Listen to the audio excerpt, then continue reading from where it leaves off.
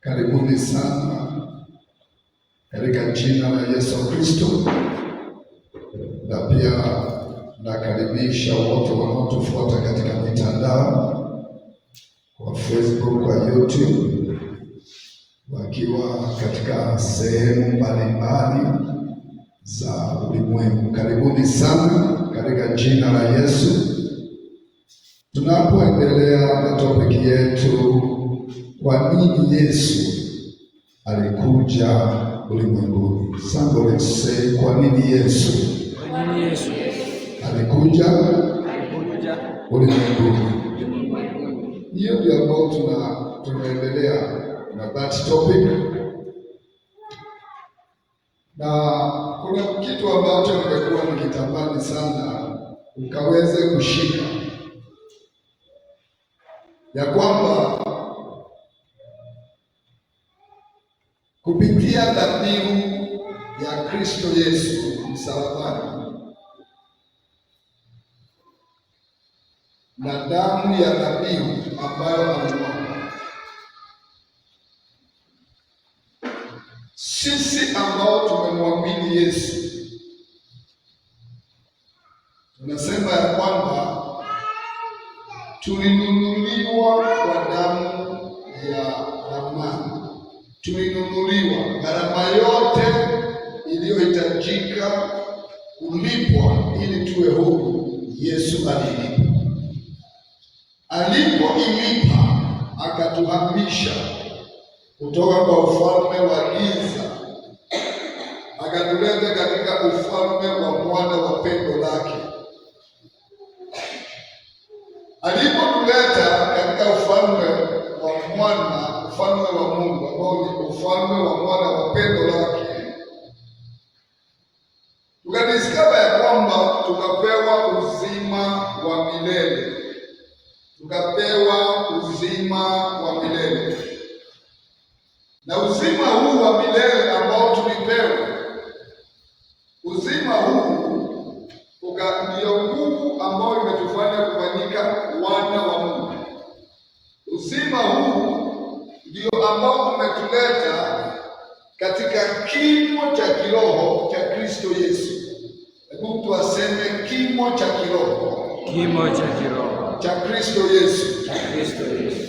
Umenikamata? Ya kwamba uzima huu wa milele tulipopokea, ulipoingia ndani yetu, uliweka yale yote yaliyo ndani ya Kristo. Uzima huu wa milele ukaiweka ndani yetu. Uzima wa milele, nirudie, ukaweka yote yaliyo ndani ya Kristo kuwa sasa imo ndani yetu. So si tu ya kwamba tumefanyika wana wa Mungu, lakini pia yale yamo ndani ya Kristo sasa yamo ndani yetu. Na ndio tukadiscover katika 1 John chapter number 4 verse number 17 ya kwamba kwa jinsi hii tunajua kwamba upendo unakamilika. Hatuna shaka katika siku ya hukumu, maana kama jinsi Kristo alivyo sasa, hivyo ndivyo tulivyo sasa hapa ulimwenguni. Tumefanyika kama Kristo hapa ulimwenguni. Hebu inua mkono, sema nimefanyika kama Kristo hapa ulimwenguni. Alafu kuna kitu tulitazama Jumapili. So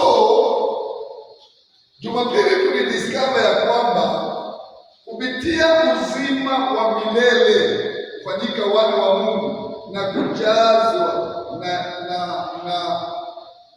asili ama umbo, kuletwa katika umbo mkamilifu wa Kristo. Are we together? Kuletwa katika kimo cha kiroho cha Kristo, tulihamishwa kwenye nyumba ya zamani, nyumba ya dhambi na nchi ya dhambi. Hebu sema nilihamishwa kutoka ile nyumba mzee na nchi ya dhambi na tukabebwa. Biblia inasema tukahamishwa, tukaletwa katika nchi mpya inayoitwa nchi ya neema, ambako sasa tuko na maisha mapya katika nchi mpya. Hebu mtu aseme maisha mapya katika nchi mpya. Hebu tusome hiyo maandiko, tunataka tuingie hapo tukisonga mbele. Romans chapter number 6 verses number 1, 2, 3 and 4. Na tutasoma katika tafsiri ya Message Bible.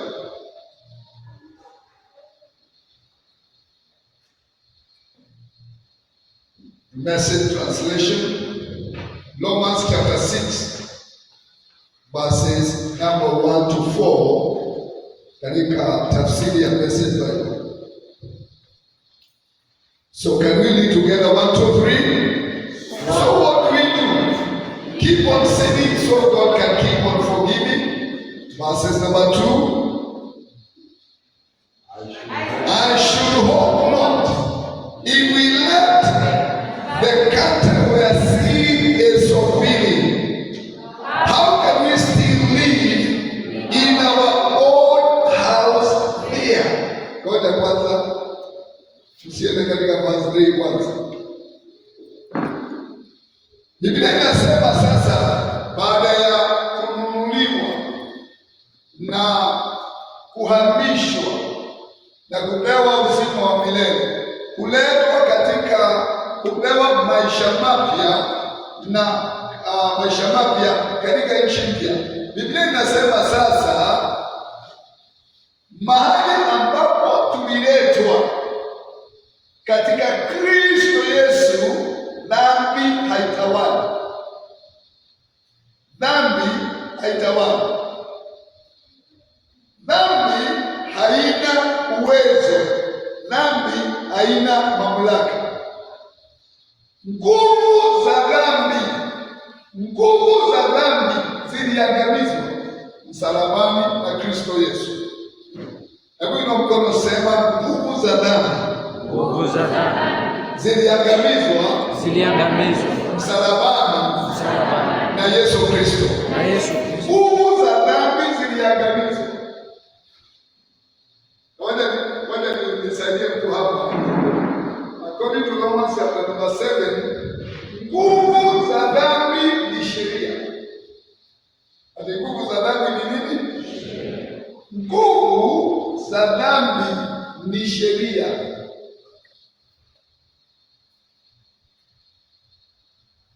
Romans chapter number 7 and also 1 Corinthians chapter number 15.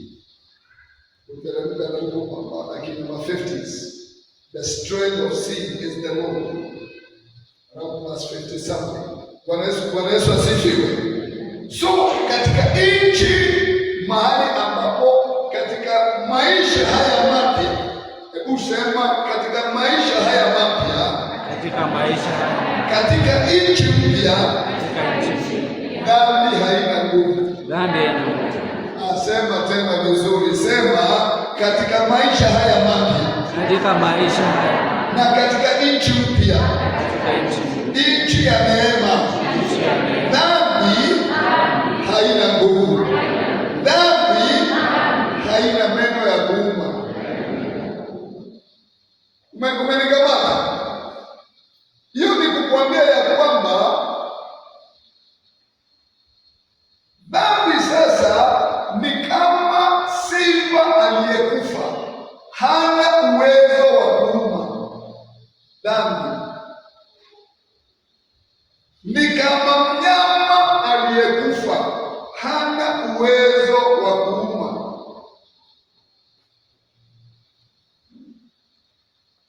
Na kwa hivyo basi ni kumaanisha kwamba katika nchi mpya, katika maisha mapya na nchi mpya ambao tuliletwa sasa, hatuishi katika dhambi. Si useme amen? Hebu usema katika maisha mapya na katika nchi mpya,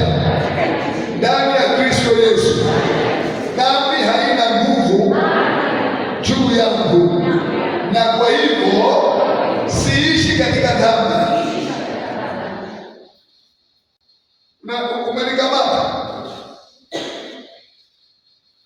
Kama uweza wa dhambi umeangamizwa, kama simba inaweza uawa na wewe uwe unapita hiyo njia, ukute kisimba kiko chini kimekufa, kaniula na wewe kama amaski ni kaniula na wewe, can you fear that the lion will eat you? Utaogopa kwamba simba itakukula kwa sababu gani? Si imekufa. Hivyo sasa dhambi haina nguvu katika maisha mapya na katika nchi mpya. Inakolosema dhambi haina nguvu. Dhambi haina nguvu katika maisha mapya na katika nchi mpya. Hebu rudia tena, sema dhambi haina nguvu. Dhambi haina nguvu katika maisha mapya na katika nchi mpya. Umenikamata? Na sasa kwa sababu dhambi haina nguvu, haina mamlaka, haina neno ya kuuma katika maisha mapya ulio ndani yake na katika nchi mpya ulio ndani yake, unaambiwa sasa huwezi endelea kukaa katika nyumba mzee. Huwezi endelea kukaa katika nyumba mzee. Ambia jirani yako, huwezi endelea kukaa katika nyumba mzee. Umenikamata? Inakamata. Huwezi endelea katika tabia zile za kale. Kwa sababu gani? 2 Corinthians chapter 5 verse number 17, hata imefanyika ya kwamba mtu yoyote akiwa ndani ya Kristo amefanyika kiumbe kipya. Ya kale yote yamepita, tazama mapya yamekuja. Huyu ni mtu mpya, hiki ni kiumbe kipya. Sema mtu mpya,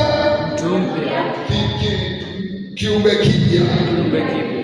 Hebu mtu aseme mtu mpya, kiumbe kipya. Are we together? Sasa nisikilize sasa.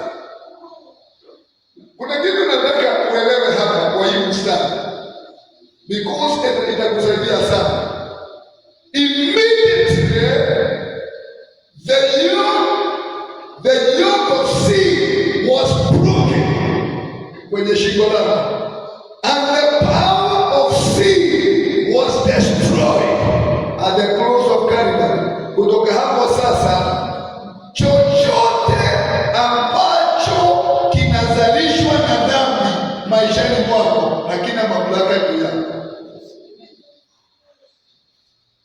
Kuna mtu hajashika, wacha nikusaidie hapa sasa, nikuonyeshe kitu, ushike kile ambacho ninasema. Ikiwa nira ya dhambi imevunjwa kwenye shingo lako na dhambi imekufa, na dhambi imefanya nini? Imekufa, haina neno ya kuuma. Chochote ambacho kinazalishwa na dhambi hakina mamlaka kwa maisha yako. Hebu inua mkono, sema chochote ambacho kuzalishwa na dhambi hakina mamlaka kwa maisha yako. Na nikiongea hivi simaanishi kuhusu dhambi zako, ninaongea kuhusu dhambi ya Adamu.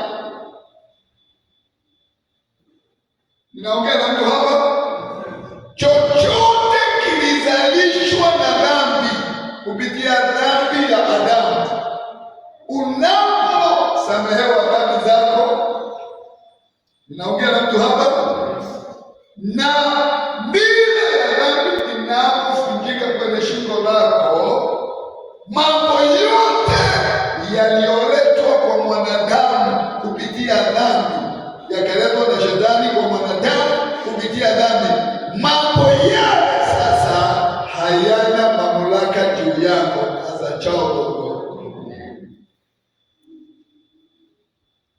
nirudie tena hapa.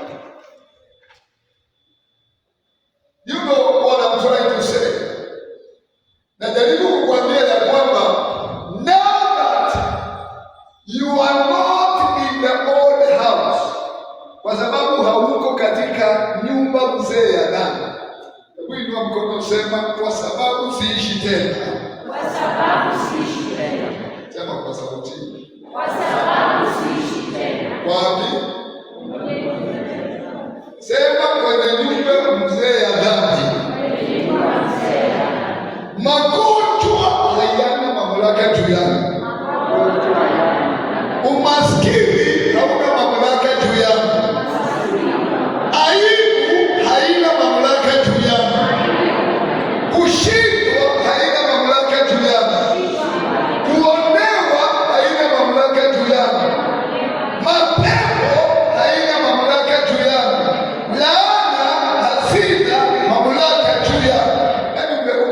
Umetoka kusema, umeambiwa zimekuwa mingi sana mpaka sasa umeona wacha nimalizie hapa. Inua mkono, sema kwa sababu dhambi imekufa maishani mwangu. Kwa sababu dhambi na siishi tena katika nyumba mzee, nyumba ya dhambi. Sasa dhambi haziwezi kunitawala. Sasa magonjwa, maradhi, udhaifu, umaskini, kukataliwa, kuonewa, kufinyiliwa, kuteswa, aibu haina mamlaka juu yangu tena. Ndio mkono, sema hazina mamlaka juu yangu tena. Sema vizuri. Sema vizuri. Tena. Geukia jirani yako, mwambie maana hauishi katika nyumba mzee ya dhambi. Mambo yote yalizalishwa na dhambi. Hayana mamlaka, hayana uwezo, hayana nafasi maishani mwako kwa jina la Yesu. Somebody say amen. Somebody shout a better amen. That is why na ninataka unisikilize. Unajua kuna information ambayo shetani hataki wewe ujue. Kwa sababu ukijua the truth, ndio maandiko yanasema utajua ukweli na ukweli utakuweka huru. Yote ni tu. Utajua ukweli, ukweli utakuweka huru. Kwa hivyo moja ya mbinu za shetani za kukuweka ukiwa mfungwa ni kukufanya kutojua ukweli. Devil does not want you to know this. Umenielewa? Ya kwamba sasa sitawaliwi na dhambi.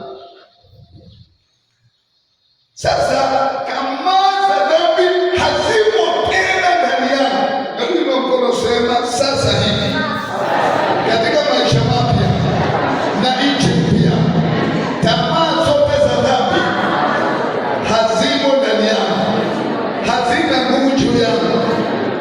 Inua mkono, sema hivyo. Sema katika jina la Yesu, katika maisha mapya, katika nchi mpya, dhambi haina mamlaka juu yangu. Tamaa ya dhambi haimo ndani yangu. Mbegu za dhambi hazimo ndani yangu. Nguvu za dhambi hazimo ndani yangu. Somebody shout hallelujah. That is why na ninataka nikwambie ya kwamba ndio Mkristo anafaa kuishi maisha tofauti na watu wa dunia, kwa sababu kilichomo ndani ya watu wa dunia na kinachowatawala hakimo ndani yako. So you cannot live like them, yet what is in them and what controls them is not in you.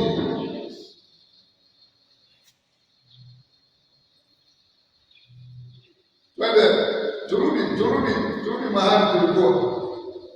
Romans chapter number 6. Message translation, Romans chapter number 6. Nataka tuende katika mstari wa pili, mstari wa tatu. Mstari wa tatu. Let's read together from the screen. 1, 2, 3. Or didn't you realize we packed up and left there for good? Ngoja kwanza. Ni wapi tulifunga virago na tukaondoka hapo milele? Wapi hapo? Kutoka kwa nyumba mzee ya nani? Ino mkono sema niliondoka milele. Niliondoka milele. Sasa tulisema mkono wa wili. Sema niliondoka milele. Niliondoka milele. Kutoka kwa nyumba mzee ya dhambi. Haya, I left there for good. Kwa hivyo sitawahi kule katika Kristo Yesu uliondolewa kwa dhambi milele. Uliondolewa kwa dhambi milele. Katika Kristo Yesu uliondolewa kutoka kwa dhambi milele. Amen. Amen.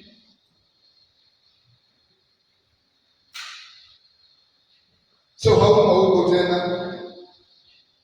Let's continue to read from the word now. 1, 2, 3. That is what happened in baptism. When we went under the water, we left the old country of sin behind. When we came out of the water, we entered into the new country of grace. A new life in a new life. That's what baptism into the life of Jesus means. Somebody say amen.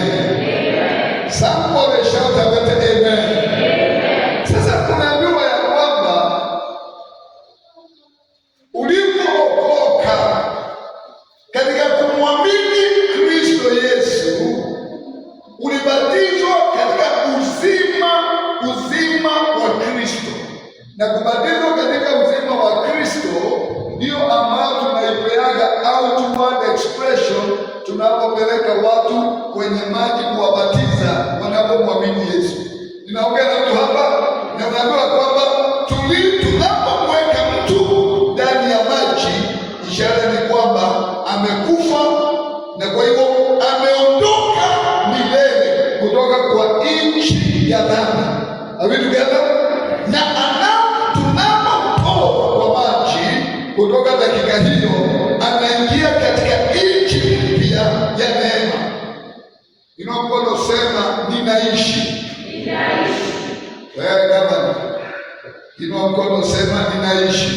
Ninaishi. Inapokuwa vizuri sema ninaishi. Ninaishi. Katika nchi mpya ya neema. Sema tena ninaishi. Ninaishi. Katika nchi mpya ya neema. Katika jina la Yesu. That is why sasa hii wokovu ambao uliokolewa nani? According to Ephesians chapter number 2 verse number 5, Biblia inatuambia kwa verse number 5 to verse number 8 ya kwamba tumeokolewa kwa neema. Tumeokolewa kwa neema. Na si tu ya kwamba tumeokolewa tu kwa neema, tunaishiki kwa neema na katika neema. Inua mkono sema niliokolewa kwa neema, ninaishi kwa neema, naishi katika neema. Inua mkono sema rudia hivyo tena, niliokolewa kwa neema, ninaishi kwa neema, ninakaa kwa neema. Uliokolewa kwa neema, unaishi kwa neema na unakaa kwa neema. Hivyo ni kumaanisha kwamba maisha yako yote katika Kristo Yesu sasa si nguvu za kibinadamu, ulihamishwa. Hebu niangalie hapa mtu. Hivyo ni kumaanisha kwamba ulipoletwa katika nchi mpya ya neema. Hiyo ni kumaanisha kwamba from the day ambayo ulimwamini Yesu Kristo,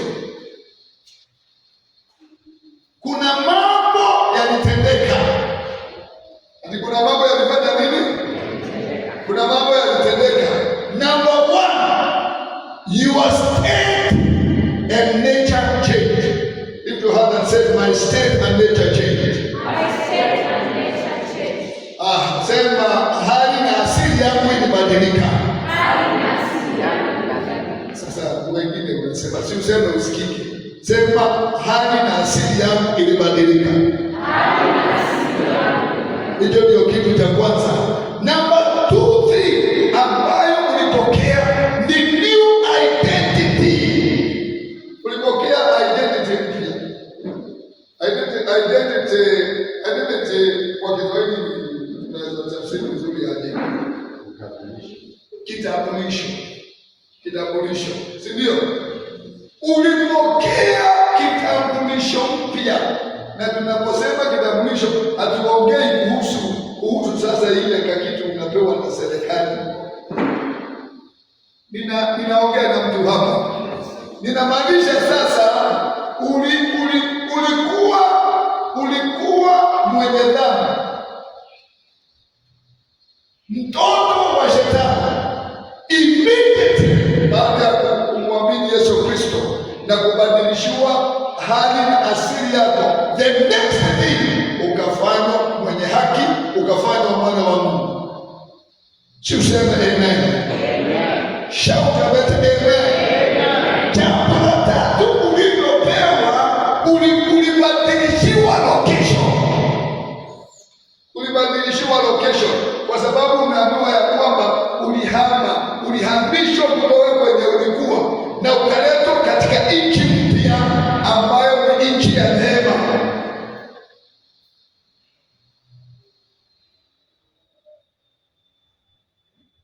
Kuna mtu anashika ile mambo tunasema, andika vizuri, andika hiyo vitu vizuri na uiandike vizuri, enda fanya study katika Bible, utafuta maandiko ambazo zinakuonyesha hivyo.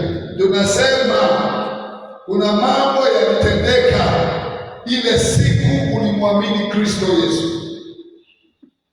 Unanielewa? Number 1, tunasema ya kwamba hali yako na asili yako ilibadilishwa. Hali yako na asili yako ilibadilishwa. That is why 2 Corinthians 5:17 inasema sasa wewe ni kiumbe kipya. Wewe sasa ni kiumbe kipya. Colossians chapter 2 verse number 10 inasema ya kwamba sasa umekamilishwa na uungu wote wa Mungu ndani yako. Am I communicating? Number 2 ambayo ulipokea ulipomwamini Yesu Kristo, your identity changed. Lift your hand and say, my identity changed. Agnes, mkono sema, my identity changed. Again. Kitambulisho chako kilibadilika. You are not the person we used to know. Wewe sio yule mtu ambaye tuliishi kujua. Wewe umefanyika sasa mwana wa Mungu. Number 3, tunasema ya kwamba location yako ya operation ilibadilika. That is, tunasema ya kwamba ulihamishwa kutoka kwa nyumba na nchi ya nyumba mzee na nchi mzee ya dhambi, ukaletwa katika nchi mpya ya neema ya Mungu, ambao ni maisha mapya katika nchi mpya. Bwana Yesu asifiwe. Number 4 ambao ulipata, ulipokea ulimi mpya. Ulipewa ulimi mpya katika maisha mapya na nchi mpya. Kuna ulimi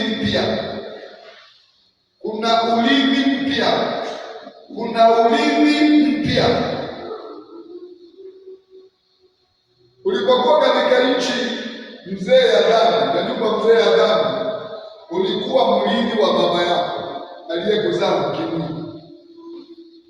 Ulikuwa mrithi wa mama yako, na pia ulikuwa mrithi wa Shetani. Ninaongea na mtu hapa, kama ninaongea na mtu hapa, lakini katika maisha mapya na nchi mpya, sasa mimi ni mrithi pamoja na Kristo. Ino mkono sasa, msema mimi sasa ni mrithi. Mimi sasa si useme vizuri. Mimi sasa ni mrithi Maliza. pamoja na Kristo. Asema tena 1 2 3. mimi sasa ni mrithi pamoja na Kristo. Sasa wewe ni mrithi pamoja na Kristo. Hivyo ni kumaanishaje? Yote ya Kristo sasa yamefanyika yako. Kuwa mrithi pamoja na Kristo maana yake ni kwamba yote ya Kristo sasa ni yako. Ina mkono sema yote ya Kristo sasa ni yako. Yote ya Kristo sasa ni Shout it better and louder. Yote ya Kristo yote ya Kristo sasa yote ni yako. sasa yote. Umenielewa sasa? Wewe ni mtu mpya. Ulipokea mambo hayo manne. Tunasema kitu cha kwanza ulipomwamini Yesu Kristo, kitu cha kwanza kilichotendeka kwako ni nini? Nimekwambia mambo manne, angalia kwa notebook yako. Ya kwanza tunasema ni nini? Ulipomwamini Yesu Kristo, what happened? Hali na asili yako ilibadilika. Si ndio? Hebu usema, simama.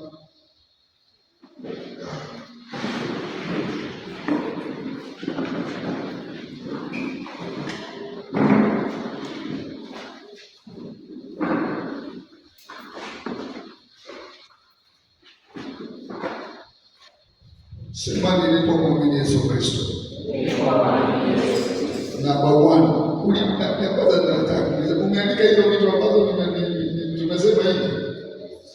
Na hujui ni gani? Hebu sema ya kwanza. Hali na asili yangu ilibadilika. Si ndio tumesema ya kwanza? Ya pili, ulipokea kitambulisho mpya, new identity. New identity. Kama vile sasa ninaweza kuidemonstrate hivi. Wakati Jacob aliencounter na the angel of the Lord, alibadilishiwa identity. Alikuwa anaitwa Yakobo, akaambiwa kuanzia sasa utaitwa Yakobo, utakuwa ukiitwa Israeli. Aliyekuwa akiitwa Yakobo conman akaitwa sasa mwana wa mfalme, mwana wa mfalme, a prince of God. Ninaongea na mtu hapa amepokea identity mpya. Kama vile tu, hebu nisikilize. Wakati our current president Ruto, ile siku aliapishwa kuwa rais wa nchi ya Kenya, kabla aapishwe alikuwa Amea citizen. Alikuwa nini? Amea citizen. Alipoapishwa akafanyika his excellency. His excellency, new identity. Na sasa hapo ukimwadress mwezi simama habari Ruto. Unaweza jaribu kufanya hivi. Unaona hata wale watu wakubwa hawawezi kumwambia Ruto habari. Na wacha yeye, mpaka ndugu zake hawawezi kumwambia Ruto. Jambo gani tu? Hawawezi. Bwana Yesu asifiwe. It is your excellency, the president of the Republic of Kenya. Your excellency, the the president of the Republic of Kenya. Majina yake yanakuja baada ya hiyo identity mpya. Mnikamata na alipoapishwa akapokea power ya position mpya. Nikapokea power ya nini? Ya position mpya. Kwanza sasa tunasema ya kwamba number 1, hali na asili yako inabadilika. Number 2, unapokea identity mpya. Number 3, tunasema nini? Una change location. Alipoapishwa as the president of the nation of Kenya, alihama kwake akaenda State House. The same country but now in a different place. Ninaongea na mtu hapa. Wewe uko duniani but in the grace of God. Uko duniani kama watu wengine, lakini hauishi mahali moja. Unaishi katika neema ya Mungu. Hali na asili. Number 2, identity. Number 3, change of location. Number 4, an inheritance. A what? Inheritance. Come on, a what? Inheritance. Come on, a what? Inheritance. Na tunasema sasa hii inheritance uliopokea si kama unapeana na wazazi wa dunia. Hapana. Sasa yote ambayo ni ya Kristo sasa imefanyika rightfully yours. Chochote ambacho Yesu alilipia sasa ni chako by right. Ni chako by right. Ni haki yako sasa. That is why hata Mungu katika I believe it is Isaiah 41. Andiko linasema ya kwamba if I'm not wrong, andiko linasema katika Isaiah ya kwamba concerning the work of my heart command you me. Mungu amekuamrisha sasa, kama ni kuhusu watoto wake umwamrishe. Ufanye nini? Umwamrishe. Kwa sababu sasa Mungu anaweka kitu ndani ya kupitia haya maandiko ya kwamba you cannot pay for what is yours. Sasa huwezi pay kitu ambacho ni chako. Sasa nimepaka gari yangu hapa nje. Unaweza kuimagine nimetoka hapa, ninaenda hapo kwa gari, ama nakuta mtu hapo ninamwambia, ninaomba tafadhali unisaidie hii gari nikimbie mahali fulani. Na ni gari yako. I cannot beg for it. Am I communicating? Yes. Can I tell you the truth? Now you should not beg for healing. One of the reasons why you remain sick because you beg to be healed. So inakaa wewe unataka kuingilia mlango ya nyumba kunyakuwa uponyaji. Sio yako. Unataka chakula ya jirani. Tunaona yule mama alipeleka mtoto wake, akamsihi Yesu amponyeshe mtoto. Akamwambia anasumbuliwa na maandiko. Yesu akamwambia namna gani? Hawezi chukua mkate wa watoto urushie huko. Ni nini alikuwa anasema? Alikuwa anaambia huyu mama ya kwamba uponyaji ni chakula cha watoto, watu wa Israeli. Na unisikilize, you are a spiritual Jew living in Kenya. Lift your hand and say, I'm a spiritual Jew. I am a spiritual Jew. Living in Kenya. Living in Kenya. As we go mkono na useme vizuri, I am a spiritual Jew. I'm living in Kenya. I am a spiritual Jew. Living in Kenya. Hebu inua mkono sema, uponyaji ni mkate wangu.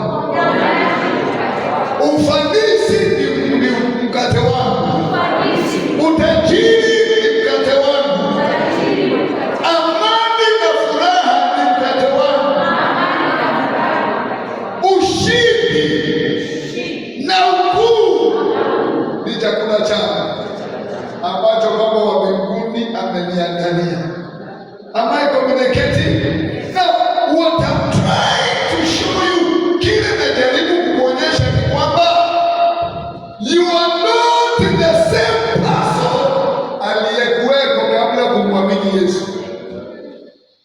Shida yako ni kwamba umeona mapua haijakuwa ndefu vile ilikuwa. Vile tu ilikuwa bado iko hivyo. Rangi ya uso haijabadilika, ni hivyo. Kwa sababu wewe unafikiriaga hiki kimwili ni wewe. But ukweli kunisema ya kwamba wewe si mwili, wewe ni roho anayeishi katika mwili. So the living you is the spirit. Lift your hand and say, the living me is the spirit. Living me is the spirit. Again. Living me is the spirit. Again. Living me is the spirit. Again. Living me is the spirit. You are not what we see. Kile tunaona ni kile kipote kinachokubeba. Ninaongea na mtu hapa. Am I communicating? So, wewe ni mtu mpya, uko na asili mpya, umepewa identity mpya, umehamishwa kutoka kwenye nchi mzee na nyumba mzee ya dhambi, umeletwa katika maisha mapya na nchi mpya ya neema. Umepewa urithi. Sema nimepewa urithi. Sema tena nimepewa urithi. Aya, keti chini nikuonyeshe kitu. Can we go to 1 Peter chapter number 2? Okay, before we go there, can we go to verse number 4? The hiyo scripture. Romans 6.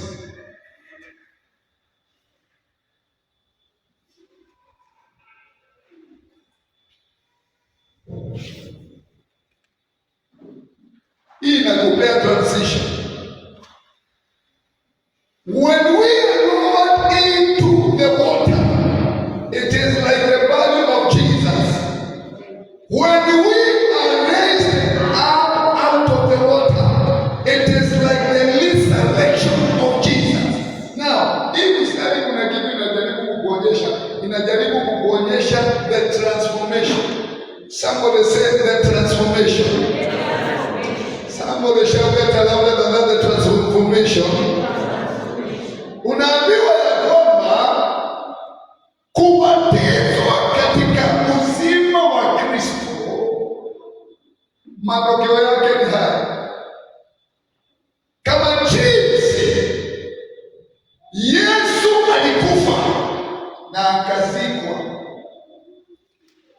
na alipotolewa akatolewa akiwa na mwili wa utukufu. Hebu sema mwili wa utukufu. Sema tena mwili wa utukufu. Yesu alipokufa alifufuliwa akiwa na mwili mpya wa utukufu. That is why ile mwili wake, mwili ile yake, lakini imebadilishwa. Ile lakini imefanya nini? Si unaona akikuta wanafunzi wake pale wakitega samaki, anawauliza mmekula breakfast, anawatolea samaki na mikate na wanakula. Unanielewa? Na yeye mwenyewe anafanya nini? Anakula na baadaye anapaa kutoka hapo anaenda mbinguni.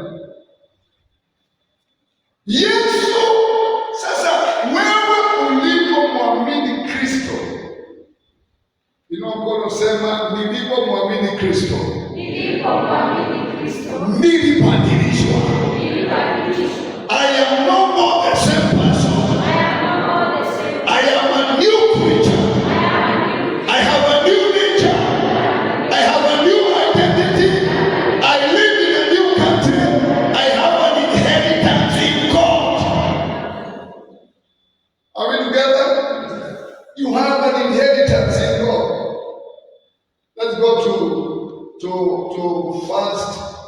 First Peter chapter number 2 verse number 9. Hii ni ule ukweli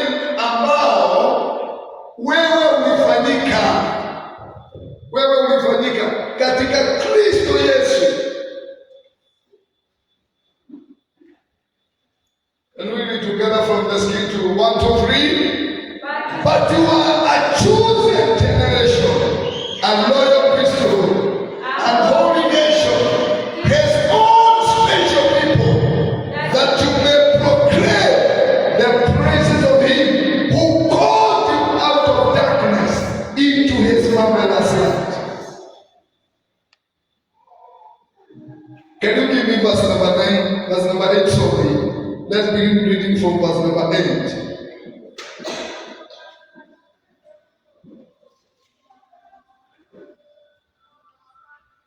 Are we there? Can we read together from the screen? Nataka watu wa mitambo mjiandae. Utatupea tukimaliza verse 8, unatuingiza direct verse number 9. 1, 2, 3.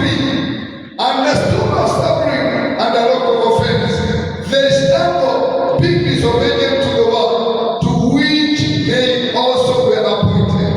Verse number 9. Let's read together. 1, 2, 3. But you are the chosen generation, a loyal priesthood, a holy nation, his own special people, that you may proclaim the praises of him who called you out of darkness into his marvelous light. Sasa wacha tuingie katika hii mstari. Number 1 verse number 8 imekuambia ya kwamba wale watu ambao hawajamwamini Yesu, ya kwamba Yesu kwao ni jiwe linalokosa. Ati Yesu kwao ni nini? Jiwe linalokosa. Kwa hivyo wanakwazwa na hili jiwe, wanaanguka. Hili jiwe linaloitwa Yesu. Lakini kwetu sisi ambao tuko ndani ya Kristo, hebu inua mkono, sema nimo ndani ya Kristo. Nimo ndani ya Kristo. Again. Nimo ndani ya Kristo. Again. Nimo ndani ya Kristo.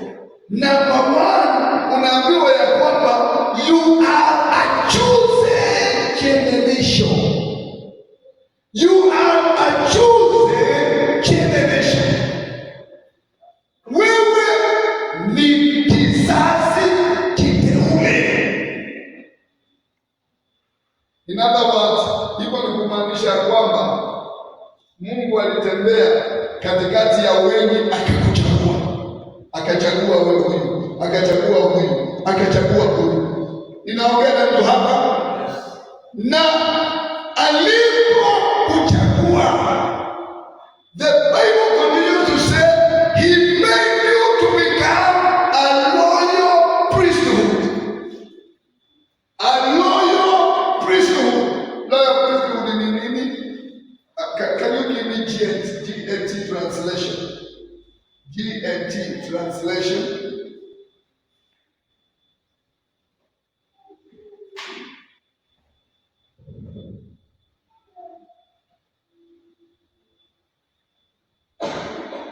Okay, can we read from this translation? 1, 2, 3. But you are the chosen race, the king's priests, the holy nation, God's own people, chosen to proclaim the wonderful acts of God, who called you out of darkness into his own marvelous light. Can you look for me New Living Translation? New Living Translation of the same verse.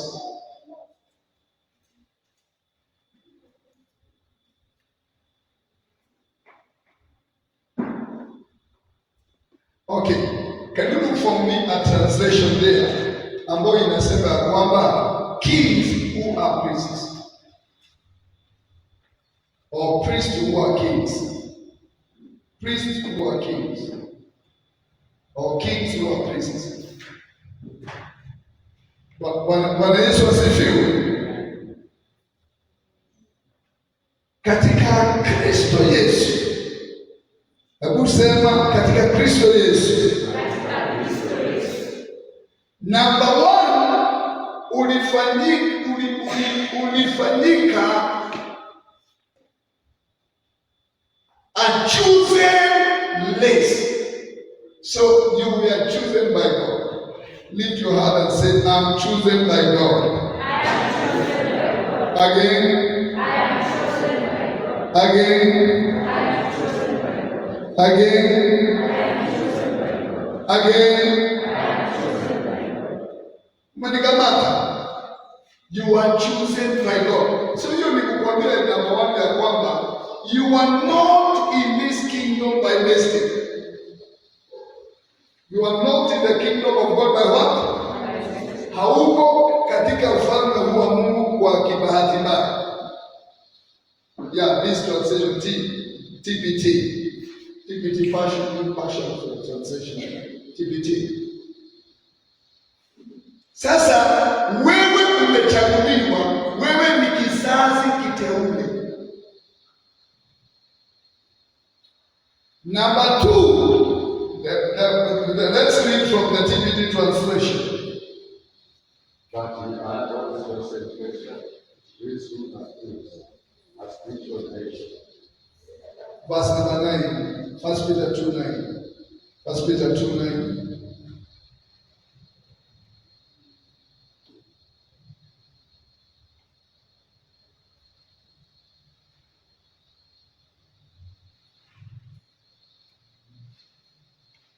Let's read together from the screen. 1, 2, 3.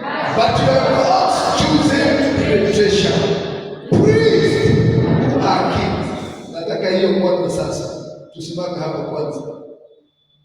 Number one, naambiwa kwamba you are a chosen generation. Si ndio? Number two, hiki kizazi kiteule. Ni kizazi cha watu wa aina gani? Kizazi cha watu ambao wamefanywa makuhani ambao pia ni wafalme. Hebu inua mkono, sema katika Kristo Yesu. Katika Kristo Yesu Nimefanywa kuhani ambaye ni mfalme. Sema katika Kristo Yesu. Nimefanywa kuhani ambaye ni mfalme. You are a priest who is a king. Hivyo ni kumaanishaje? Number one, as priest, unaambiwa ya kwamba katika hii nchi mpya, your responsibility first is not to yourself but to God. Katika nchi mpya. Hebu inua mkono, sema katika nchi mpya ya neema. Majukumu yangu si kwangu kwanza, lakini ni kwa Mungu kwanza. Umenielewa? Ya kwamba the priority of your life should be God first. Why God first? So that you can enter effectively to the second priority, being a king. Majukumu yako ya kwanza ni kwa Mungu. That is why we go seeking for the direction from God. Unanikamata, living the word of God, meditating the word of God, kuwa na ushirika na Mungu katika kuomba. Are we together? Na kufanya yale ambayo Mungu anasema. Na ukishafanya hivyo, unaambiwa ya kwamba now you can exercise your role as a king. Now you can exercise your role as a king. Kwa sababu gani? Maana umeconnect na Mungu. Sasa unaweza lete connection yako na Mungu kwa biashara yako. Unaweza lete connection yako na Mungu kwa familia yako. Unaweza lete connection yako na Mungu kwa kijiji chako. Am I communicating? In other words, unaambiwa ya kwamba, nisikilize, ukiconnect na Mungu kama kuhani, utaweza kukomaa dominion, utatawala katika shughuli zako za siku. Hebu inua mkono, sema nikiconnect na Mungu nitaweza kutawala katika shughuli zangu za kila siku. In other words, we begin with katika nchi mpya, katika nchi mzee. Hebu sema katika nchi mzee. Hatukuhitaji kuomba. Am I communicating? Hatukuhitaji kusoma neno la Mungu. Ilihitaji tuamuke, tuende kama ni kwa biashara, tukimbie kwa biashara na tuanze kufanya. Lakini unaambiwa sasa, in this new country, hauoperate hivyo. Wakati wengine wanaamuka na kuingia kwa biashara kwanza, wewe unaamuka na kuwa na ushirika na Mungu kwanza. Ili ukiwa na ushirika na Mungu kwanza, ukitoka hapo, hata kama walifika pale kwa mapema, watu wa dunia utawaovertake na kwa mbali na kwa mbali. Matokeo yako yatakuwa bora zaidi kuliko yao. Na unisikilize, hebu niangalia hapa nikwambie kitu. Do you know kwa nini Wakristo wengi matokeo yao ni sawa na wenye dhambi? Would you like to know? Yes. Because they operate by the old rules of the holy country.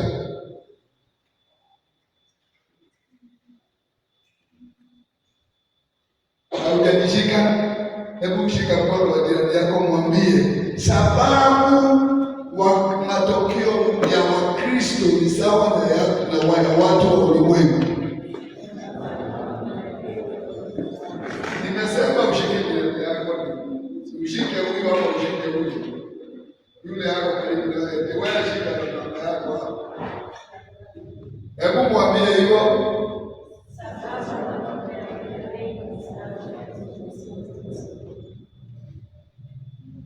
Mwambie ni kwa nini?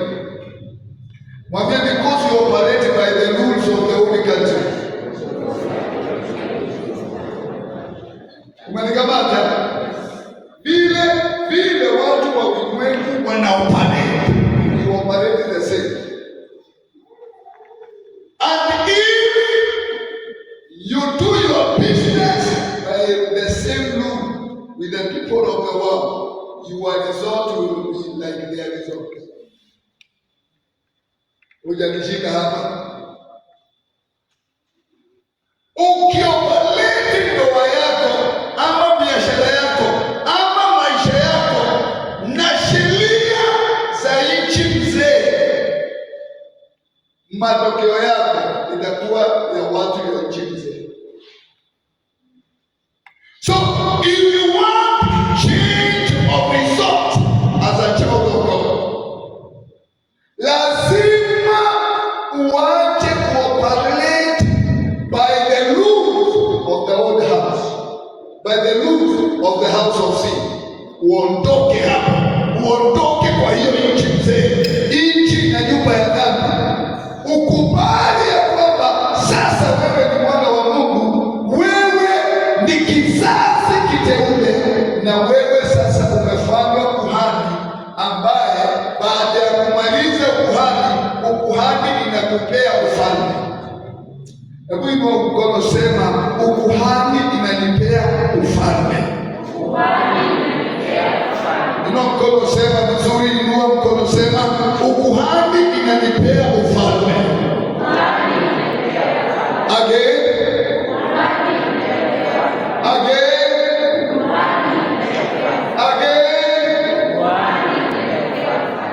The reason inabidi uende upigie hadi magoti, kwa sababu hujapigia Mungu magoti.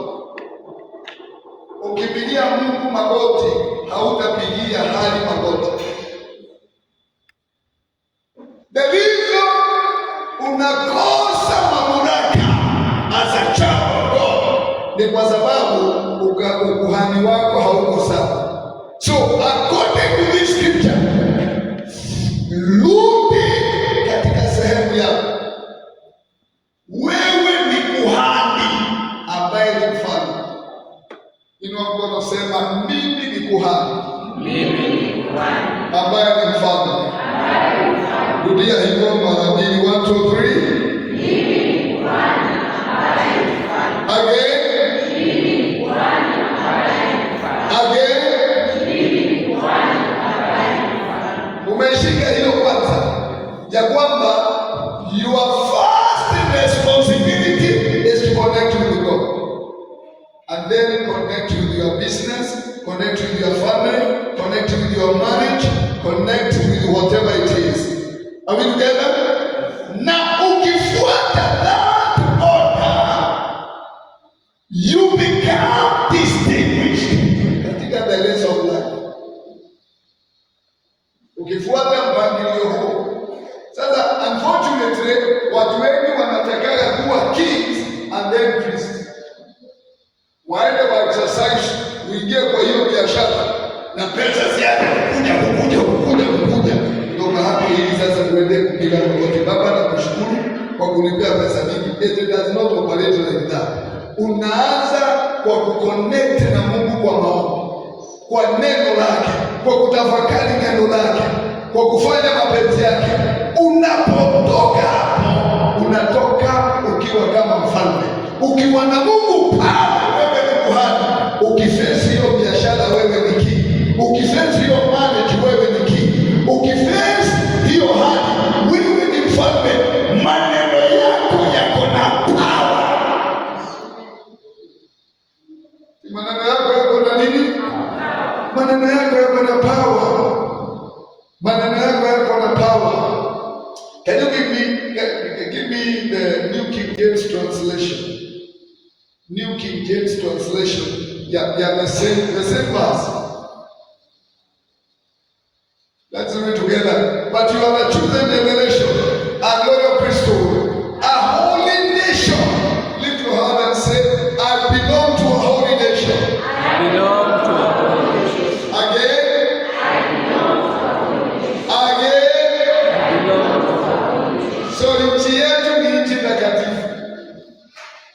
Ati nchi yetu ni nini? Kwa hivyo katika nchi yetu takatifu tunaishi maisha matakatifu. Na ndio tulikuwa tunasema katika nchi hii yetu, maisha mapya na nchi mpya, ubatizo katika uzima wa Kristo, dhambi haina nguvu tena. Dhambi haina nguvu tena. Minyororo ya dhambi haiko kwenye shingo zetu tena. Are we together? Sisi ni taifa takatifu. Mkono sema mimi ni taifa takatifu. Mimi ni taifa takatifu. Sasa naona kuna Mungu hiyo anasema akifikiria akipima. Wewe mimi ni mtakatifu. Maandiko inasema ndani ya Kristo you are a holy nation. Mkono sema mimi ni taifa takatifu. Mimi ni taifa takatifu. Sema tena. Mimi ni taifa takatifu. Sema tena. Mimi ni taifa takatifu. Sema tena. Mimi ni taifa takatifu. Unajua hilo ni kumaanishaje? Kesho ukisikia kuna tamaa za dhambi zinainuka, tena na stori mingi, fungua tu kinywa chako, sema mimi ni taifa takatifu. Hiyo tamaa utasikia imedisapia. Ati hiyo tamaa utasikia imefanya nini? Imedisapia. I wish kuna mtu anaweza kasirishwa na mtu na asikie ninaweza chukua panga nikatekate mtu. Badala ya kuchukua panga ukatekate mtu, usimame useme mimi ni taifa takatifu. Mimi ni taifa takatifu. Mimi ni taifa takatifu. Hiyo hasira na kutaka kukata mtu inaondoka.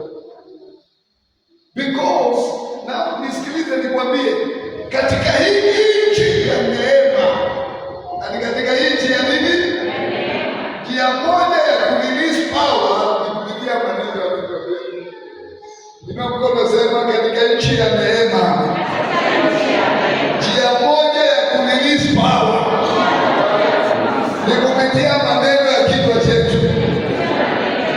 Again, sema katika nchi hii ya neema, njia moja ya kurelease power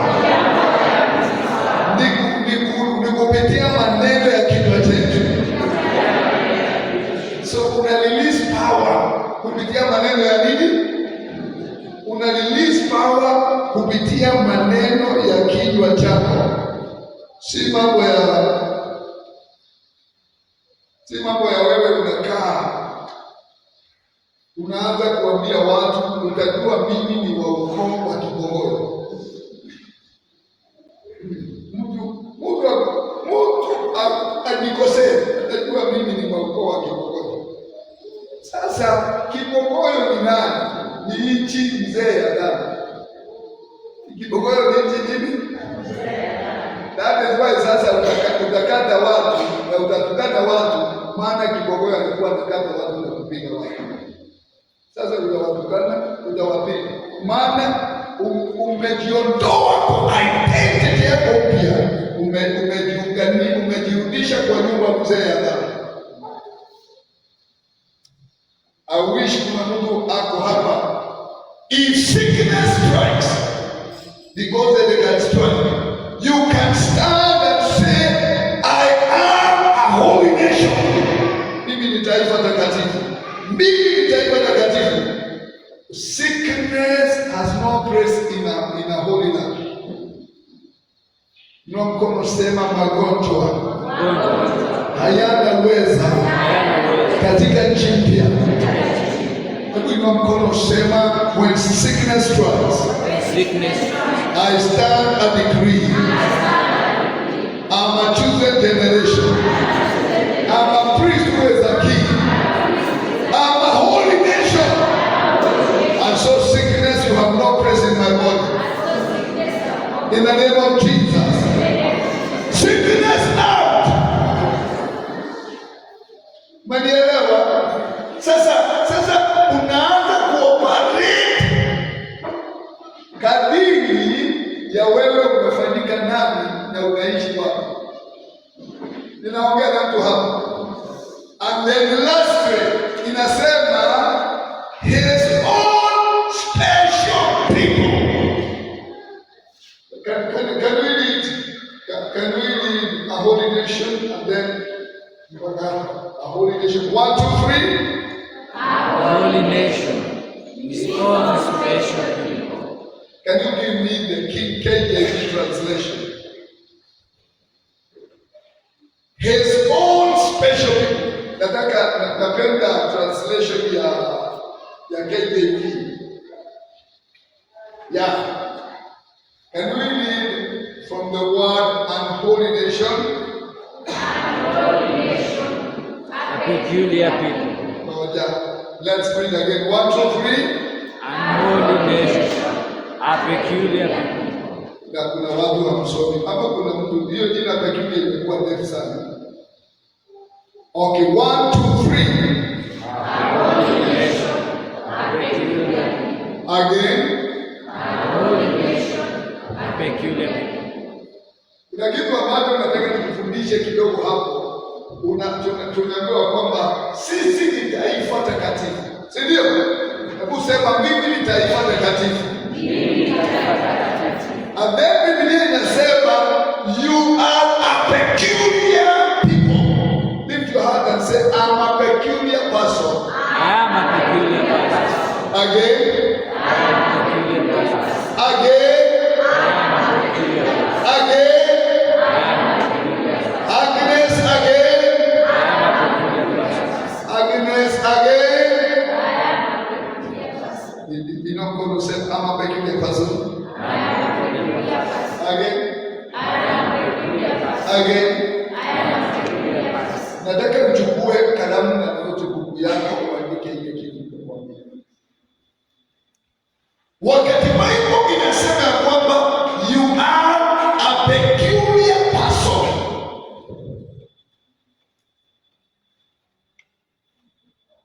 Inamaanisha the Greek word ambayo imetranslatiwa the word peculiar, maana yake ni nini? Nataka uandike one of its own kind. Can somebody say one of its own kind? Nataka useme hivyo. Somebody say one of its own kind.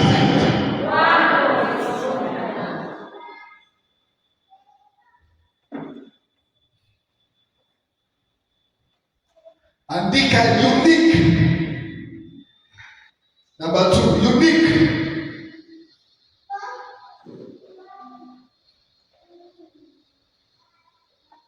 Number 3, fast in value. Fast in value. Fast in value. Fast in value.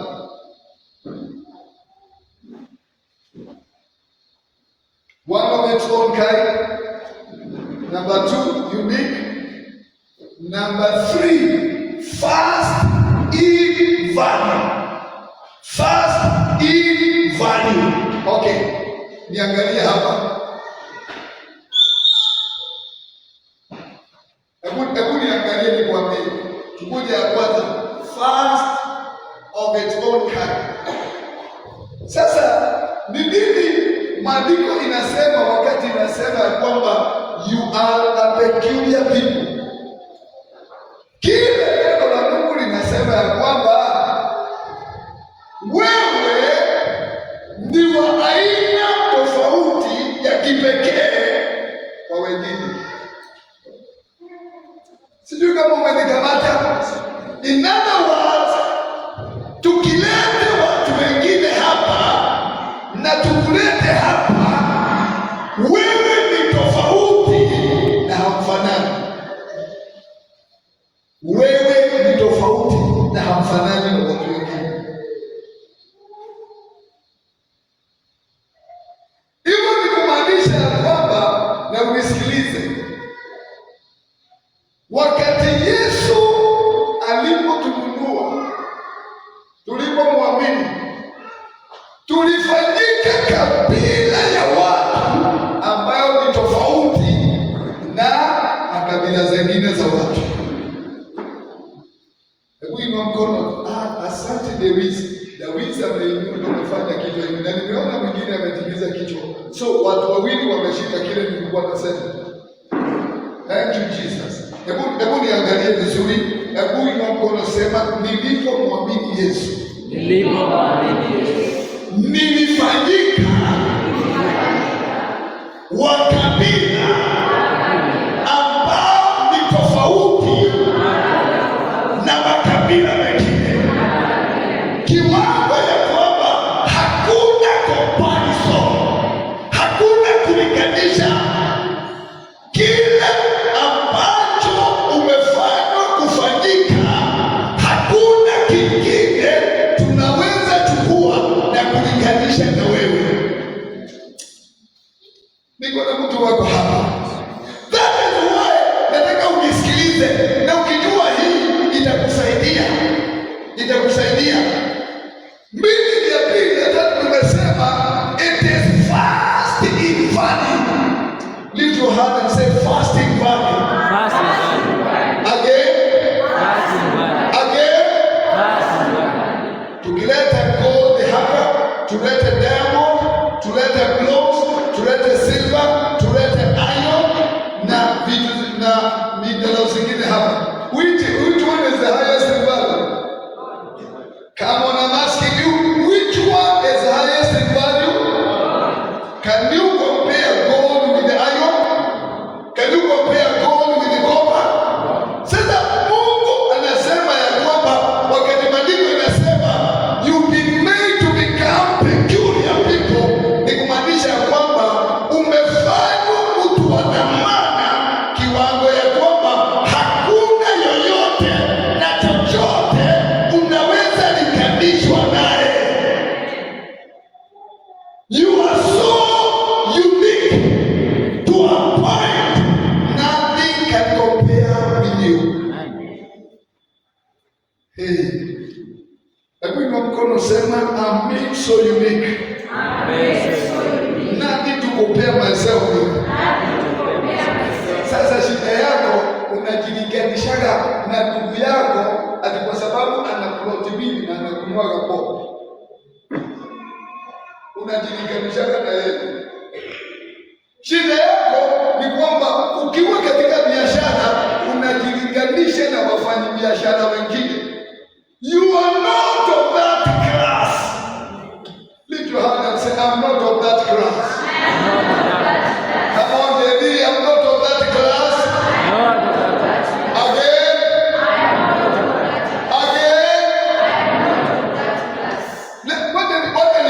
Wacha nikwambie kitu hapa.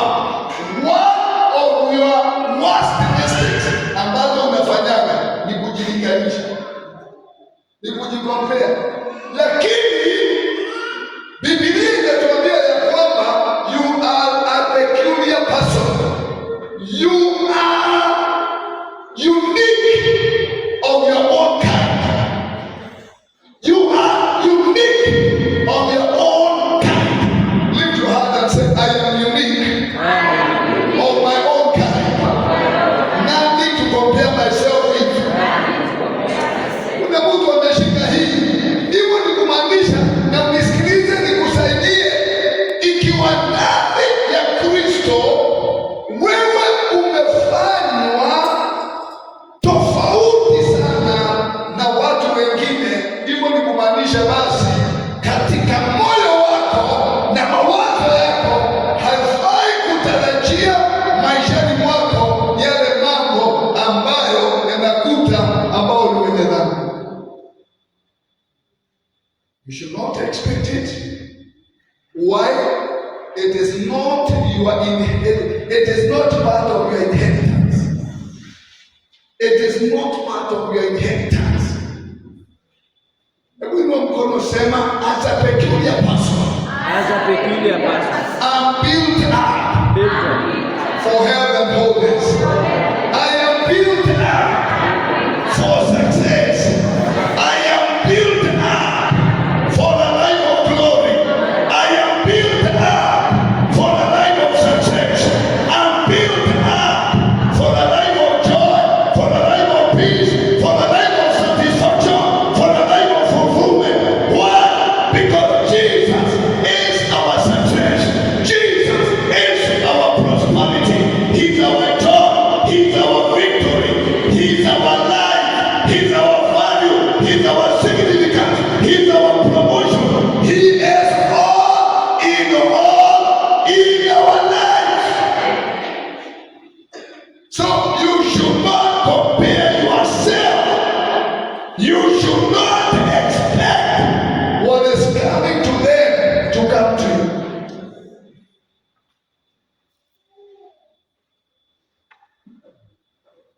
Unanikamata ni kama kuku. You cannot compare a dove and a chicken. Unaweza linganisha? Zote ni ndege, lakini hazina nini? Kile zimejengwa tofauti. Ati zimejengwa nini? Zimejengwa tofauti. Hebu inua mkono, sema, katika Kristo Yesu, hata ingawa nje ninakaa kama watu wengine, lakini ndani, sema, nchi iliyo ndani imetengwa tofauti na ya watu wengine. And so my performance, somebody say, and so my performance is higher than theirs. That is why tunasema ya kwamba peculiar, that meaning ni kwamba highest in value. Highest in value. Lift your hand and say, highest in value. Again.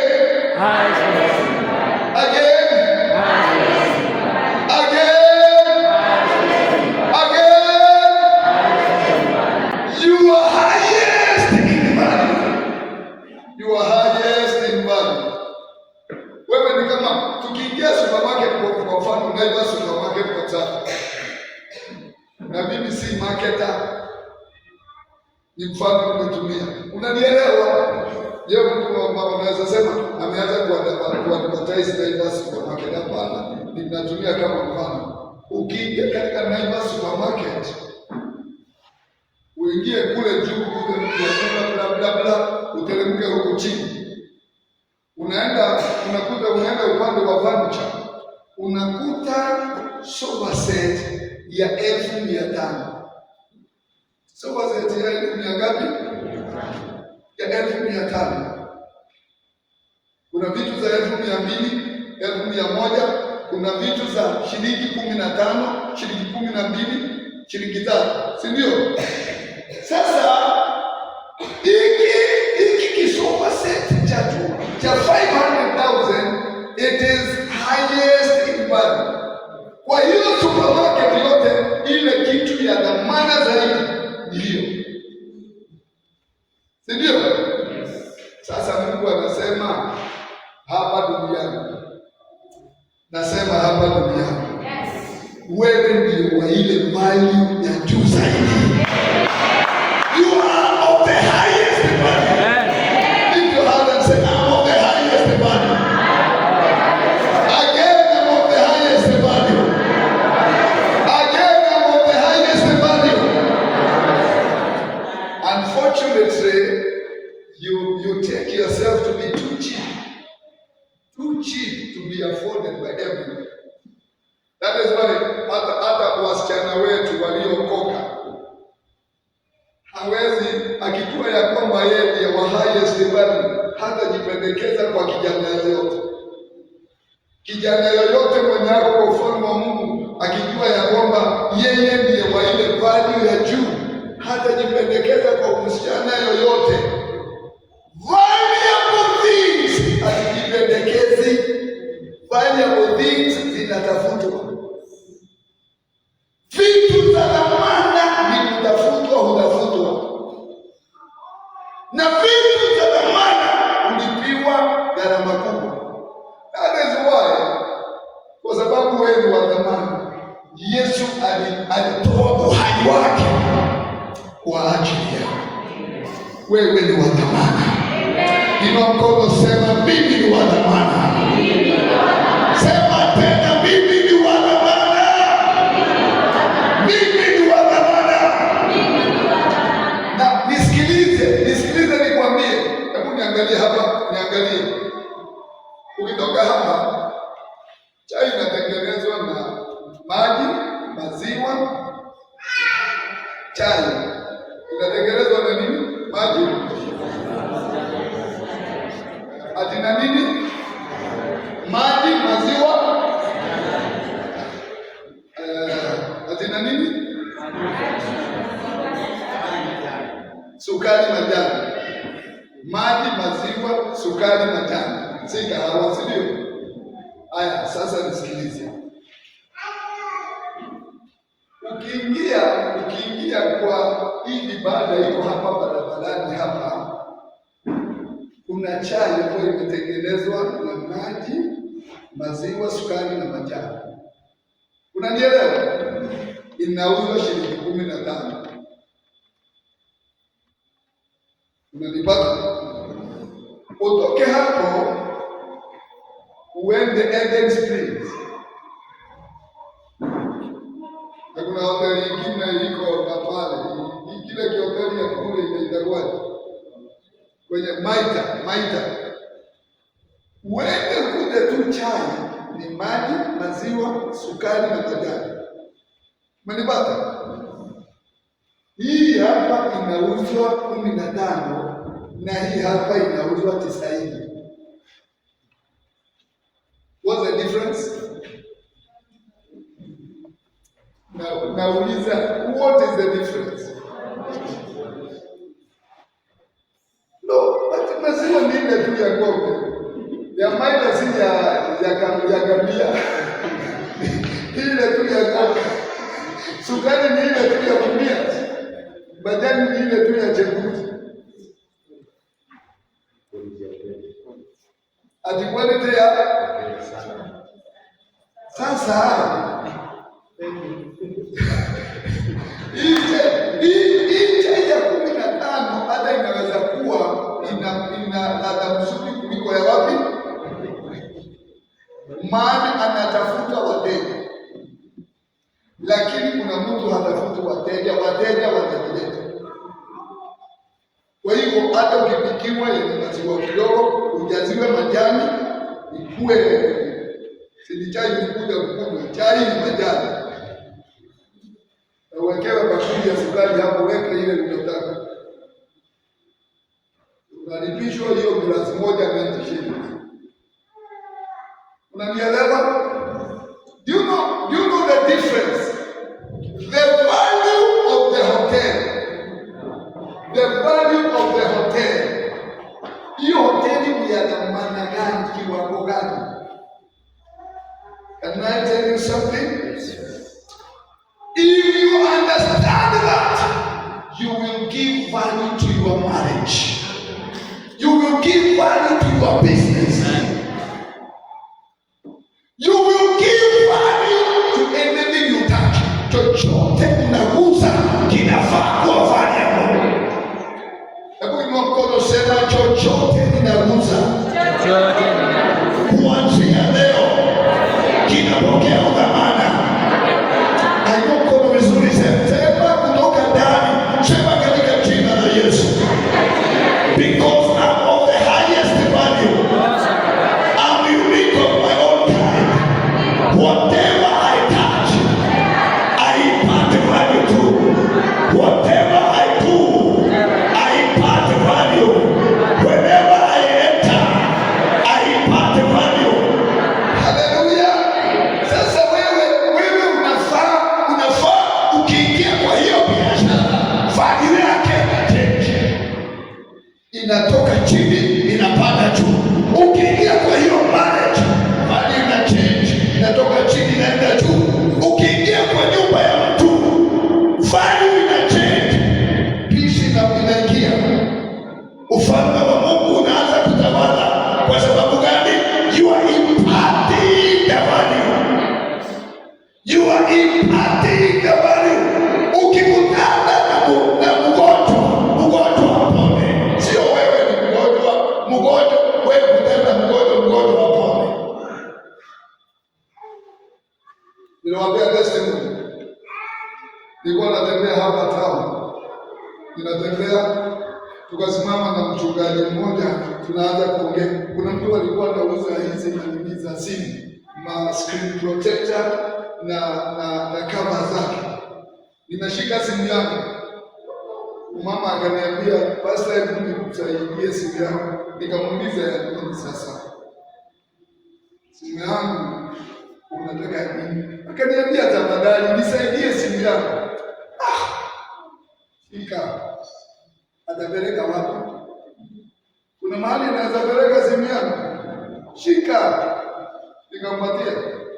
Kidogo ninaona anatembea na simu yake. Na sikumfuata. Anaenda kwa duka ingine huko. Kumbe ni wakati nilipokuwa nimeshika simu yangu, aliona screen protector yangu imepasuka. Mwanikamata. Akaenda akatafuta screen protector nzuri, akaweka. Akanirudishia simu yangu. Nilipoichukua, nikamshika mkono, nikamwambia, "Mungu akubariki." Immediately kwa kumshika ile Mungu akubariki, akasikia power like electricity ilipita kwa mkono ikaingia kwa mwili wake mzima. Huyo dada alikuwa na shida, kwa sababu walikuwa wanasema ni nini ambao inafinya, inaitwaje hii mfuko ya mkojo. Inaitwa nini? Ya blood. Kuna kitu imeglow, imeguza blood, imeifinya. Kwa hivyo akijisikia kujisaidia, asikie tu hivi, hawezi enda mitatatu, amemaliza. Manikamata. Sasa aliniambia, hata baadaye alikuwa ananiambia testimony, akaniambia alikuwa amekomboa store, si kwa sababu ya kuwekana vitu, ili akisikia hiyo anakimbia store, si kuweka store, anaenda kususu na kujibadilisha. Mtu mzima inabidi anajifunga daima. Na wakati nilimsalimia, atasikia like electricity imepita kwa mkono wake na mwili wake wote. Shida hiyo ya mkojo kutoka ovyo, it died. She became healed. Umenikamata? Na kama ananiambia, that week alikuwa ameenda hospitali. Ni mkale wale alipopelekwa examination, Wakale wakaanza kusema kwa Kikale bila kujua yeye ni Mkale, ya kwamba huyu hawezi kuoga, huyu ni masiku anabakisha aende.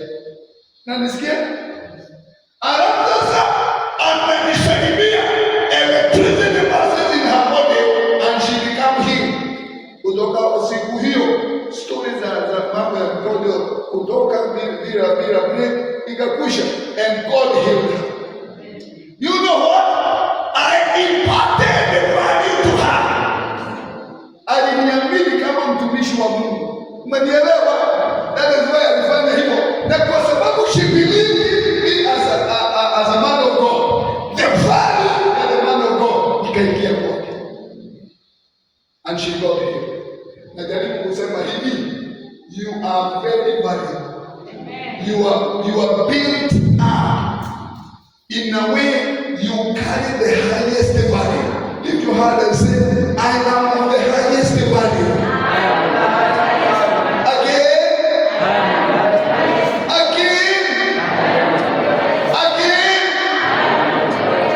Can I surprise you? Kwa sababu wewe ni wa dhamana kubwa. Na Mungu alikutengeneza ukiwa wa dhamana kubwa ili vitu za dhamana zikuwe attracted kwa maisha yako. Nirudie tena, Mungu alikuumba ukiwa peculiar, unique of your own kind, fast in value, ili vitu za dhamana ambazo watu wengine hawawezi fikia. Sasa wewe si kuziendea hizi vitu, zinakuwa attracted kwako. That is why, na unisikilize, wewe kuendesha gari si mbio. Wewe ni wa dhamana kuliko gari. Kwa hiyo gari ni mabati, zinafaa kuwa attracted kwako. Afya njema, afya inafaa kuwa attracted kwako. Finances zinafaa kuwa attracted kwako. Finances ni makaratasi. Lift your hand and say, I'm of highest value. Hebu angalia jirani yako, mwambie, I'm of the highest value. Again.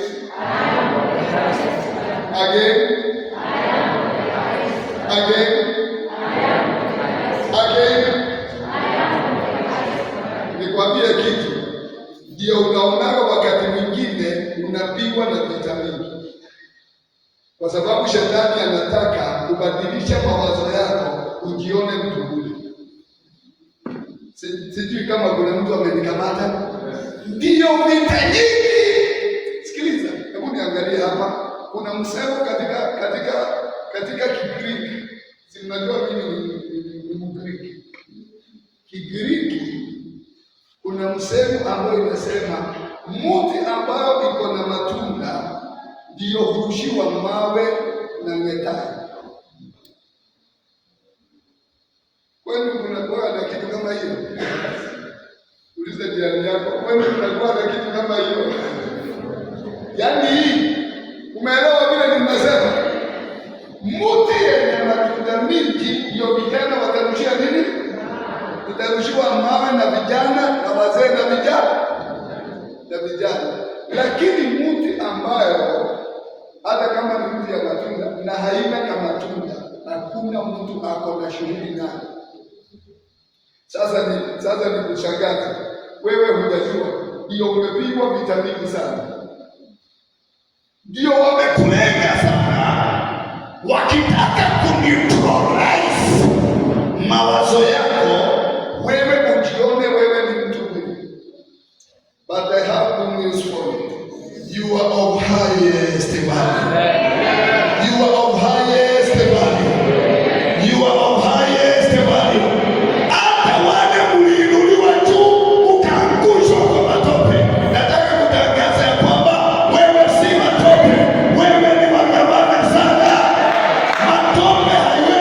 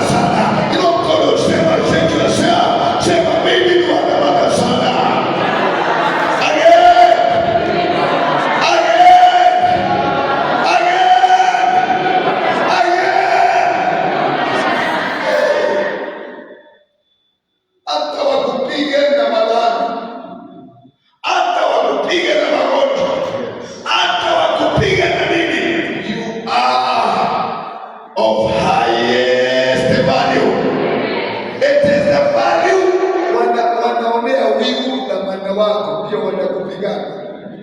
Ambia jirani yako, ni wivu wanaoneaga utamanda yangu, ndio wanapigaga wewe. Halo, hebu inua mkono, sema kuanzia sasa sitalialia kama mtoto wakati majaribu na wakati mashambulizi yanapokuja. Can I tell you something? When you throw gold in the fire does not destroy the gold. It makes it more beautiful. It makes it more beautiful. It makes it more beautiful. And so I have good news for you. As much wamekuwa wakikupiga, as much wamekujaribu kukuangusha, as much wamefanya yote, na nikuina kunekea katika jina la Yesu, utainuka mshindi. Utainuliwa, utafika viwango hawajawahi yote, utafika katika jina la Yesu. Utapanuka mpaka washangae. Inua mkono, sema ninapanuka mpaka washangae. Sasa hiyo nitema utapanuka mpaka washangae. Amen. Inua mkono, sema nainuliwa juu hadi washangae. Kuna mhubiri napenda, hata kama sipendi mambo yake yote. Kuna mhubiri anaitwa Apostle James Mani. Nilimsikia juzi akisema ya kwamba muniombee tafadhali Mungu anipe helikopta, animechoka. Ninakuta ng'ombe za watu, ninapeleka ile helikopta pale, sina sababu. Nakuta watu ninaenda karibu na watawanya.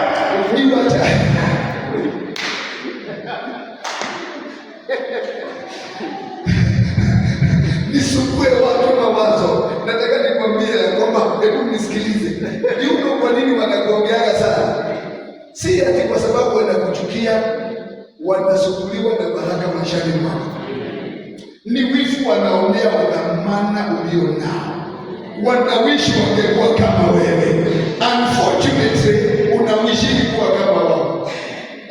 Unfortunately, unawishi kuwa kama wao. But it is the opposite. They've been wishing, they've been praying. Malikamata wakuwe kama wewe. You are first of your own kind. Hakuna mwingine kama wewe. Hebu inua mkono, sema hakuna mwingine kama mimi. Hakuna mwingine kama mimi. Amsema inua mkono na useme vizuri. Hakuna mwingine kama mimi. Sema tena. Hakuna mwingine kama mimi. Sema tena. Basi sasa tembea vizuri, weka mabega vizuri, weka kifua mbele vizuri, tembea vizuri. Kama vile tukiwa primary tulikuwa tunasema walking majestically. Ati walking what? Majestically. Tembea na maringo kidogo. Hakuna mwingine kama wewe. Tembea na maringo kidogo. Ndio yako, tembea na maringo kidogo. Mwambie wasumbue akili. Shika mkono wa jirani yako, mwambie wasumbue akili. Wasumbue akili. Tembea na maringo kidogo. Baka nguo kazuri, tembea mzuri. Wacha wasumbuke akili. Ninaongea na mtu hapa. You are unique of your own kind.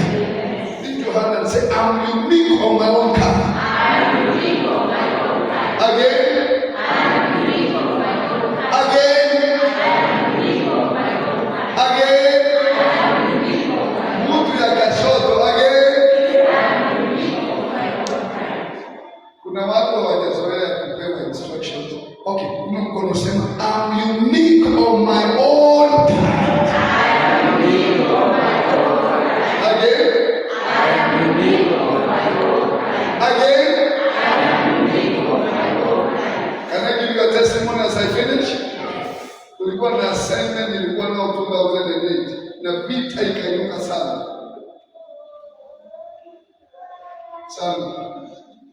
Mungu amenituma nifanye misha moyo wangu. vita ikainuka sana. Kiwango nilikuwa napangiwa kubwa, nikaambia Mungu, God, si utume mhubiri mwingine ambaye atakubalika accomplish the same thing. Listen to what God said.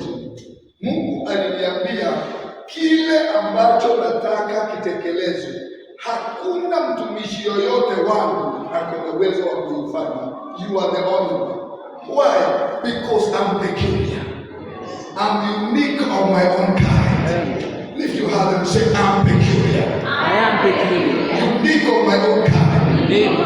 Come on, I'm peculiar. I am peculiar. Unique on my own kind. Unique on my own kind. Highest in value. Highest in value. First in value. First in value. Wewe ndio unabeba ile unachukua zaidi. Hapana kubalia hali na vitu zikudumishe. Wewe you are first in value. You are unique of your own kind. Why?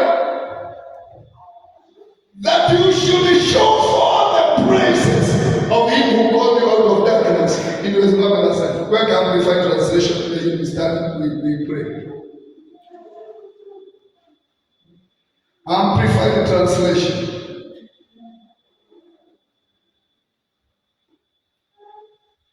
Can we read together from the word that 1, 2, 3? That you may set forth the wonderful things and display the virtues and perfections of him who called you out of darkness into his marvelous light. That is Amplified translation. Okay, wacha sasa nikuelezee kile hii mstari inasema kwa ufupi. Kwa sababu ya kuwa peculiar. Somebody say peculiar. Come on, somebody say peculiar.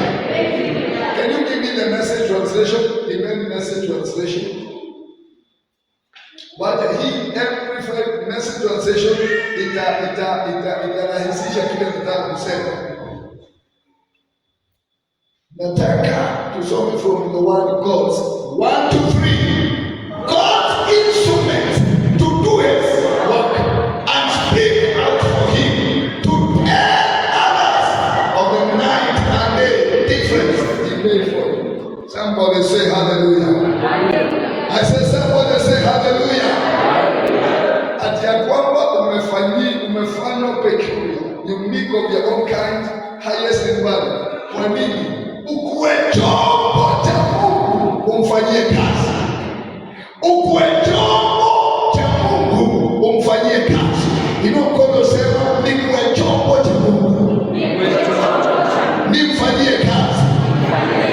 Number 2, speak out for him. Speak out for him. Yani niongee kwa badala ya Mungu. Umenikamata? Na ni nini hii ambayo ninaongea kwa badala ya Mungu? Siongei chochote kwa badala ya Mungu.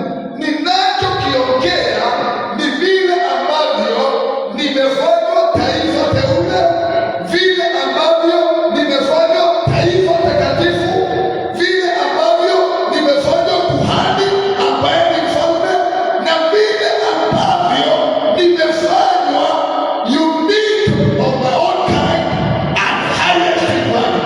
Nitangaze hayo.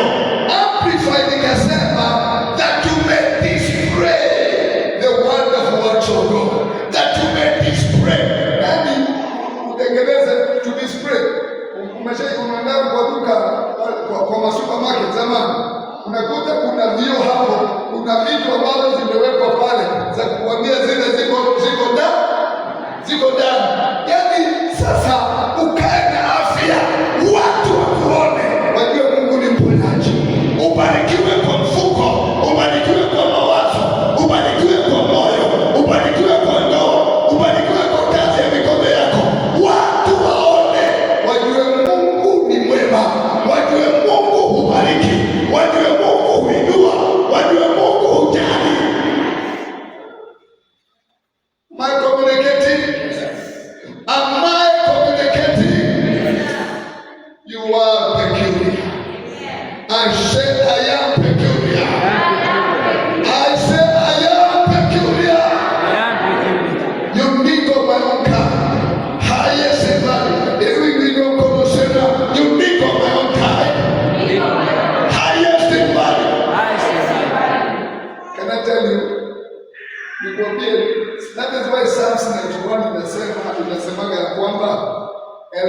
mawe wataanguka kwa mkono wa kushoto na 10,000 kwa upande wa kulia, lakini maangamizo hayo hayatakukaribia.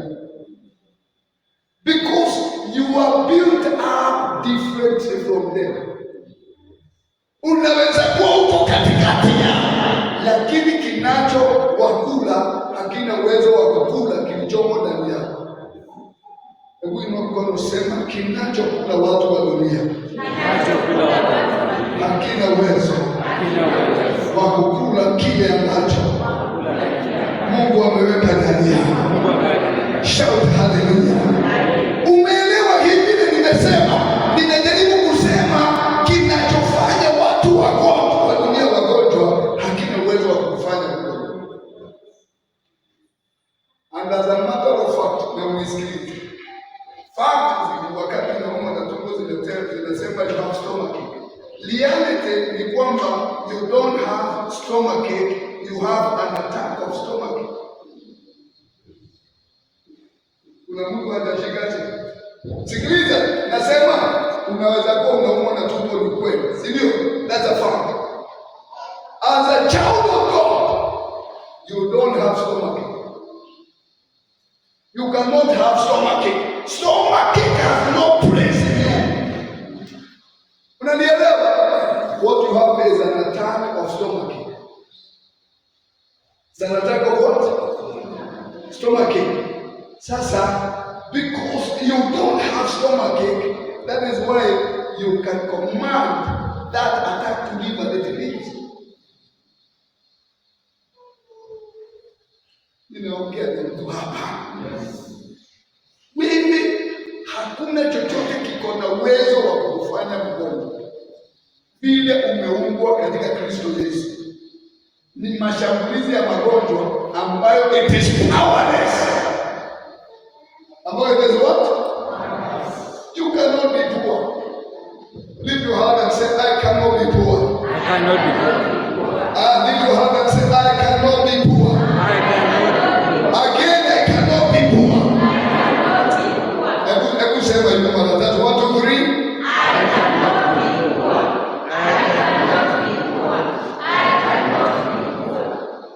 There is no way you've been made rich, wealthy, prosperous, and then you are poor at the same time.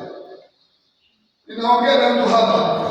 In Christ Jesus, you've been blessed with every blessing. So wewe ni tajiri. So huwezi kuwa maskini. Uko na attack ya lack. It's an attack of lack. But you are not poor. Lift your hand and say, I'm not poor. I cannot be poor.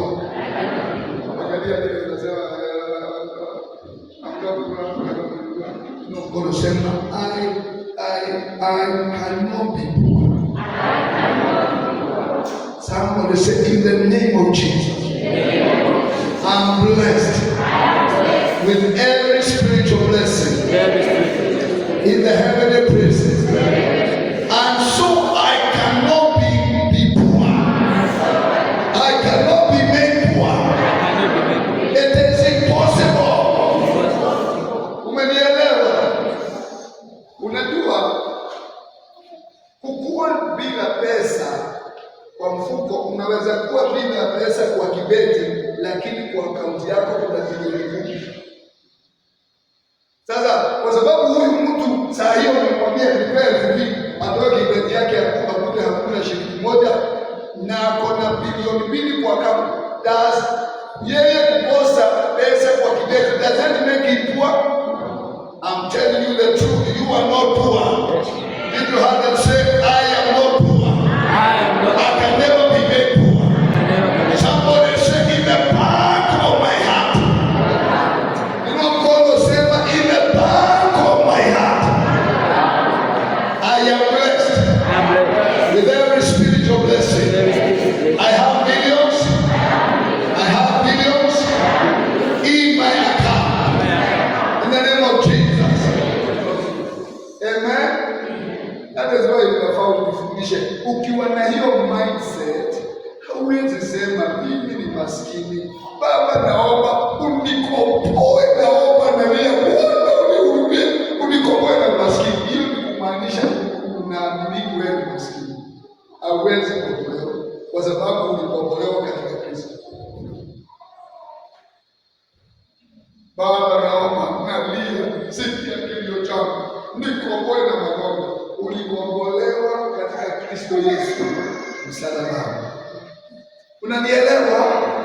Believe in what God has made for you. Stand up in your feet.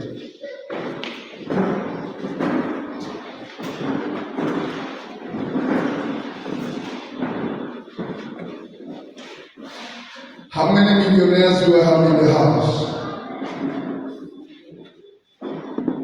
Can I see millionaires raising their hands? If you are a poor person, kama wewe ni mtu maskini, weka mikono yote chini. Kama wewe unaamini wewe tajiri, inua mikono yote mbili. Matajiri wote wainue mikono yote mbili. Matajiri wote wafungue vinywa vyao, wamshukuru Mungu because they are made peculiar.